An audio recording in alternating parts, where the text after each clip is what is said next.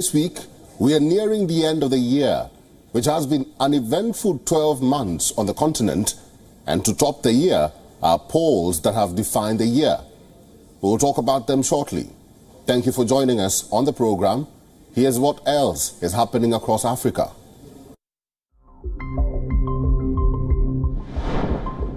Five countries in East and Southern Africa are in the middle of anthrax disease outbreaks, with over 1,100 suspected cases and 20 deaths this year, and this is according to the World Health Organization. A total of 1,166 suspected cases have been reported in Kenya, Malawi, Uganda, Zambia, and Zimbabwe. Laboratory tests confirmed 37 cases.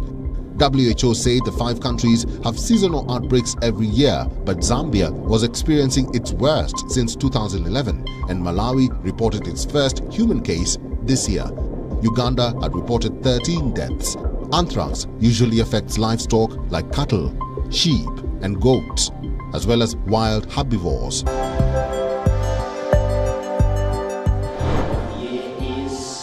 Kenyan athletes dominated the 2023 World Athletics Awards in Monte Carlo, Monaco. Two-time Olympics 1500 meters champion Faith Kipyegon, marathon world record holder Kelvin Kiptum, world 800 meters silver medalist Emmanuel Wanyonyi, and world 3000 meters steeplechase bronze medalist Faith Cherotich were all featured on a golden night for Kenyan athletes.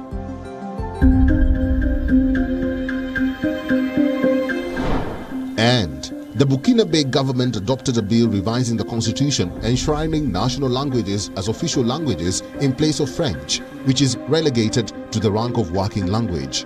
The report of the Council of Ministers specifies that this bill is part of the realization of one of the main missions of the transition that consists of initiating political, administrative, and institutional reforms to strengthen the culture democratically and consolidate the rule of law. When Felix Tshisekedi took office as president of the Democratic Republic of Congo, following a disputed election in 2018, he promised to end decades of political repression and corruption that had stifled development in the Central African country.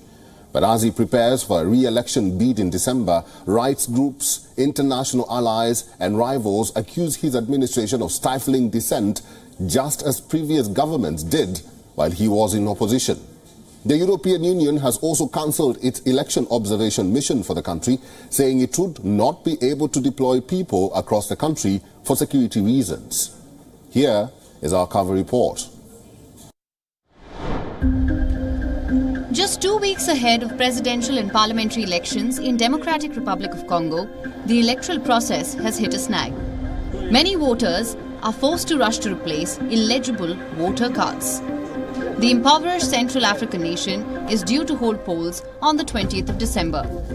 President Felix Tshisekedi, who took office in 2019 after a disputed election, is running for a second term. Some 20 other candidates are standing for the presidency, but only a handful have the funds for nationwide campaigning. I came here at 9:30 so I could get a new voter card because the old one became illegible and everything disappeared. The writings like the photo, so I can't vote with a card like that, so I need a new one. Miles away, nearly 7 million people are currently displaced in the eastern part of the Democratic Republic of Congo. Well-renewed conflict with rebels from the March 23rd movement M23 is raging in the country that has suffered decades of violence. Participating in elections will be a challenge for people uprooted from their homes and living without access to the basic services or still sheltering in rebel-held territory. Meanwhile, questions of conflict and security have dominated the campaign discourse. In Goma, in the provincial capital of North Kivu, tensions are high. Many of the displaced have directed their anger at a government they say has forgotten them and failed to bring permanent peace. The list of problems goes on and on. The toilets are unsanitary. Illness spreads quickly. There's not enough to eat. The dead go without coffins since no one has money for a proper burial. Moise Katumbi is one of the contenders for the presidency. At 58, he is a wealthy businessman and owner of Congolese football club TP Mazembe. he held an election rally in Goma while fighting broke out near the city. They've been crying about M23 and Rwanda for a long time. Have they found any solutions? I've come to find a solution. Do we understand each other? With me, you attack, I attack too. Do we understand each other? You recover, I recover too, don't I? I'm going to settle here and finish the war in a few days. Do we understand each other? Others in the race are Denis Mukwege, a Nobel-winning gynecologist, and Martin Fayulu, a 66-year-old former oil executive who leads the ACID party. Fayulu's supporters have referred to him as the president-elect, arguing that he was the true winner of the 2018 election. They all want to unseat this man, Felix Tshisekedi, who took power in 2019 after winning a disputed election which Fayulu insists he won. Tshisekedi is the head of the UDPS party, founded by his late father, once an iconic opposition politician. He pledged to improve the lives of poor, fight corruption and pacify the conflict-torn Eastern Democratic Republic of Congo. Critics say the 60-year-old has failed to live up to his promises. But with the opposition divided, Tshisekedi is considered the favourite to win in December. If you trust me, you'll be happy. Trust me again, and you'll see that we'll build our country together.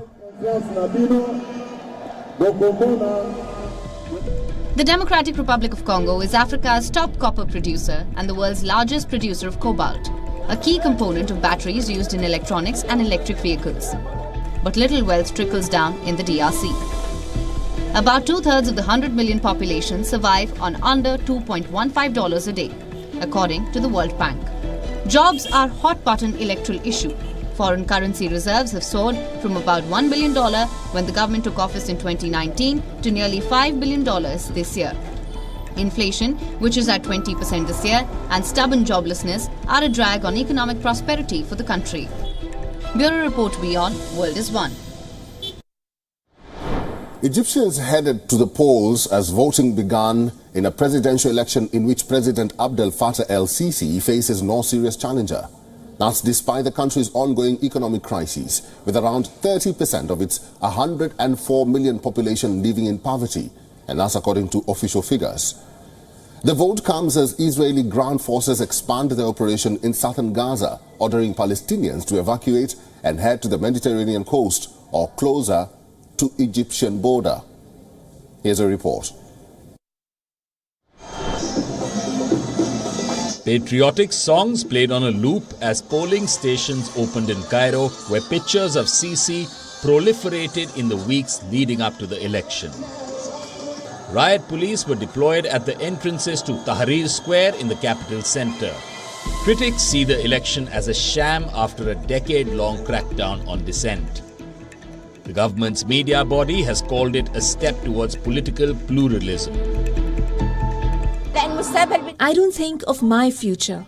I think of the future of my grandchildren. I wish for them to live in peace, security, and to have a good life, good education, and good healthcare. This is what I wish for them, and God willing, this will happen. The presidential election is set to hand Abdel Fattah al-Sisi a third term in power. If Sisi wins a new 6-year term, his immediate priorities would be taming near-record inflation, managing a chronic foreign currency shortage, and preventing spillover from the conflict between Israel and Gaza's Hamas rulers. 3 candidates who qualified to stand against Sisi are low-profile figures muted in their criticism of his record. Among them are 2 presidential candidates, Hazem Omar and Abdel Sanad Yamama, who cast their ballots with hopes of changing the tide in the North African nation.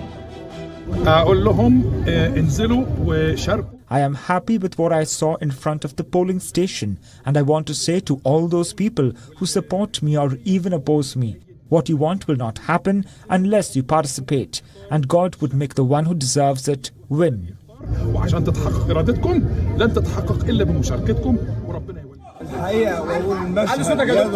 It's a scene that makes you happy and satisfied that there is popular turnout and keenness on democratic participation in the most important written entitlement to choose a presidential candidate for a coming period. God willing, my greetings to you.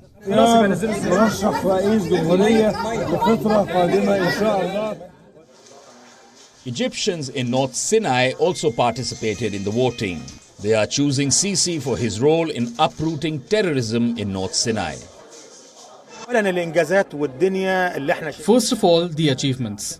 We have lived through a period of brutal terrorism in our governorate. Of course, the president has made great stances and with the help of the armed forces has uprooted terrorism, and we started living in peace and security.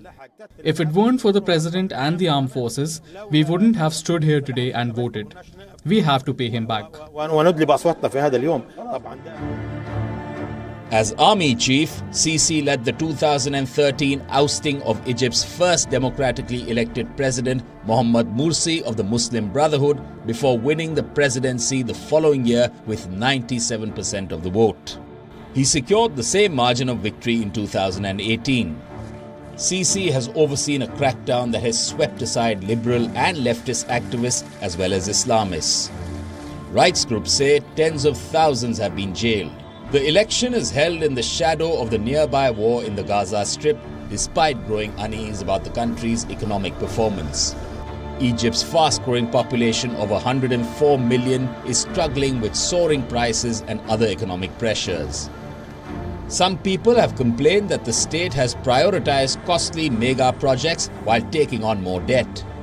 Scheduled power cuts linked to reduced gas supplies have been suspended during voting days. The election campaign has been low-key, with Sisi following a typical program of opening an arms trade fair and sitting in on examinations for candidates to join military and police academies in the week ahead of the vote. Some analysts say the election, originally expected in early 2024, was brought forward so economic changes, including devaluation of an already weakened currency, could be implemented afterwards. In South Africa, the rise in kidnappings and extortion cases linked to dating apps, particularly affecting the LGBTQ+ community, has sparked concerns. A transgender woman and also an activist shared her harrowing experience on Tinder, highlighting the need for user safety. Here's a report.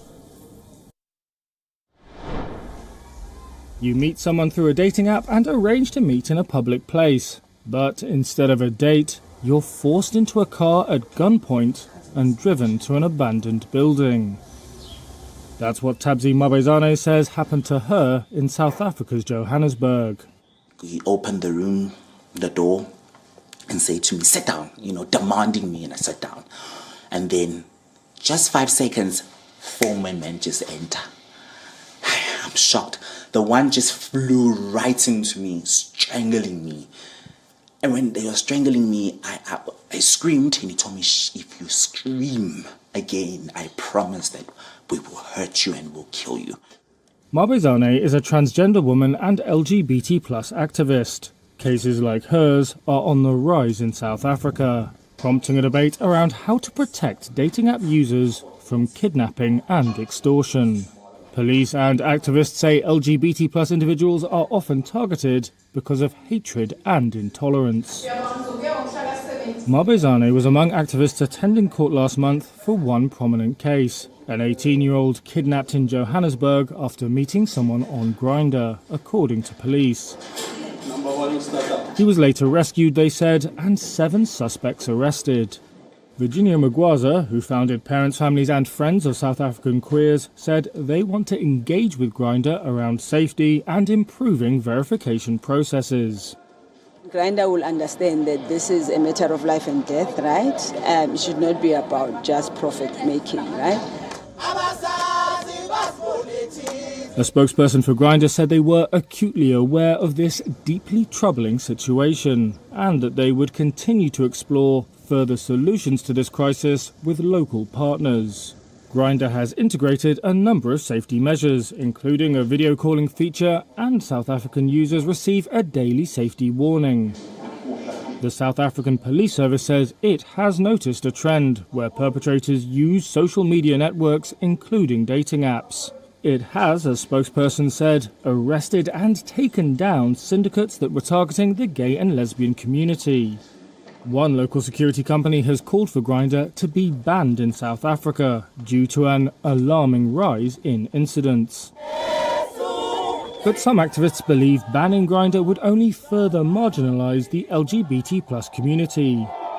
Mabezane said there's a problem with equality if only heterosexual people can use dating apps. And in Kenya, women are recycling synthetic wigs and hair extensions in an effort to reduce plastic waste in the East African nation. They are turning the waste into doormats. Here's a report. At this hair salon in Kisumu, Western Kenya, local women have their hair braided and styled using synthetic hair. The hair, which lasts for 4 to 6 months before it needs replacing, comes in a variety of colors and is cheaper than extensions and wigs made with human hair. But what happens with the hair once the user is done with it? The human hair, as we speak right now, is considered as one of the non-identified pollutants. I call it non-identified pollutants because not so many people have ever thought of what to do with it, and people don't even care about its repercussions on the environment. Indeed, the synthetic wigs, weaves and extensions are made of non-decomposable plastic, and careless disposal can be harmful to the environment. At Alisam Products Development and Design's workshop in Kisumu, a group of women is dedicated to turning this waste into functional items. Led by Sarah Ediro, they collect discarded synthetic and natural hair waste from salons and turn them into carpets and doormats in an effort to combat environmental pollution. The women first sought to knit the collected hair into threads before weaving them into the products. Hairpiece is beautiful when it is plaited, but when you remove it from your hair, it looks so ugly. Now we decided to recycle it and use it to stop polluting the environment. We use it to make doormats and earn a living out of it. Every woman in the team can make up to 10 carpets per week. Small carpets can fetch around $3 and is up to $16 for large ones. It is very unique, it is affordable, it helps to conserve the environment, like it makes the environment clean, and during this weather it really helps. It can dry faster even in rainy season, it takes a lot of dust. I really like it. The project empowers local women to weave their way into a sustainable livelihood while reducing plastic waste in the community. Bureau Report, WION World is One. Sustainable fashion took center stage at this year's Dakar Fashion Week. It is the 21st edition of the annual showcase of African fashion. The launch took place in the presence of a dozen designers from Senegal and the sub-region. Here's a report from Dakar.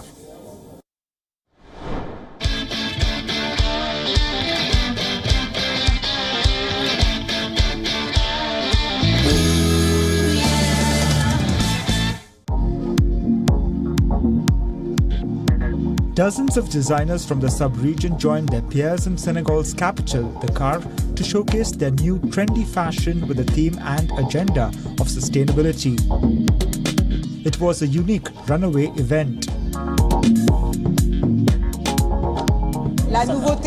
What's new this year is that for 4 or 5 years now, during Dakar Fashion Week, we've been helping designers who make sustainable, recycled fashion. And this year, their collective will be taking part in the main fashion show. So I'm very proud of them. And then, of course, innovation. It's always the designers. They're always innovative and new. We've got Angola, Ivory Coast, South Africa, Congo. We've got lots of nationalities. I'm very happy with this diversity. Despite the challenges faced by the country, including irregular migration, unemployment and a lack of opportunities, young people are encouraged to become entrepreneurs, and the economic and cultural impact of the fashion industry in Africa is also highlighted.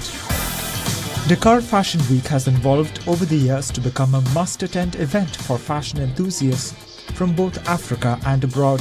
The event not only focuses on designers, but also recognizes the contribution of artisans and shoemakers in the fashion industry. This holistic approach showcases the rich cultural heritage and craftsmanship of Africa. As you can see in my eyes, I'm very happy to be one of the designers presenting their collections on this closing day of Dakar Fashion Week. It's an immense pleasure for me to have taken part, and I'm very grateful to Adama Paris, who made it possible for me to be here today. I'm very happy and proud of myself. The Fashion Week not only brings together designers from various African countries, but also highlights the importance of sustainability and the empowerment of emerging talent. With its commitment to promoting African creativity and preserving artisanal traditions, it continues to be a leading platform in the African fashion industry. I'm coming with a completely different collection, very artistic, with a much more emphasized creative artistic side. Because unlike other platforms, here it's very artistic. The business is very open and contemporary art is palpable. So it becomes very interesting, for example, to make the distinction between Lagos Fashion Week and Dakar Fashion Week. Lagos is all business, Dakar is business, but it's also very artistic. So it's important for us to be here today. Very important. Donc voilà, c'est important pour nous d'être là aujourd'hui. Très important. La mode africaine se porte très bien. Para-African fashion is doing very well. It just needs a bit more money. It needs investment. It needs funds. But as far as creativity is concerned, it's there. You can see it every year. It shines with 1,000 lights. But we are working on it. Et nous-mêmes, on va s'organiser pour nous-mêmes mettre notre... Fashion weeks exist specifically to promote the idea of continuous consumption of new clothes. They can still be a celebration of creativity, imagination and innovation, while also being equally mindful of the crisis faced by our planet. Bureau Report WION World is One. Thank you for watching this week's episode of Wild of Africa. Get in touch with us on all our social media platforms and share your feedback about the show there. My name is Njoka. Keep watching WION Wild is One. And until next time, it's goodbye from me.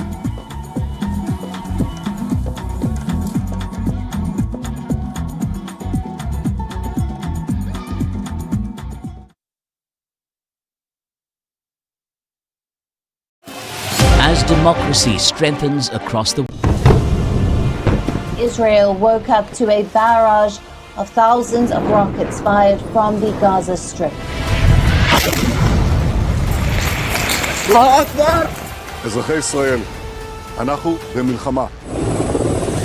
Hostilities have broken out between Israel and Palestine, and the tensions that had been gathering steam over the course of the last several weeks and months. The siren has gone off. I don't know if you can hear in the background what's going on. I'm going into the shelter now.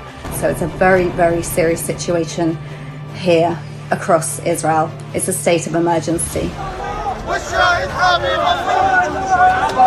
The United States stands with Israel. Well, we are starting this broadcast with a developing story from West Asia, where Israeli Defense Minister Yoav Gallant says Hamas has launched a war against the state of Israel.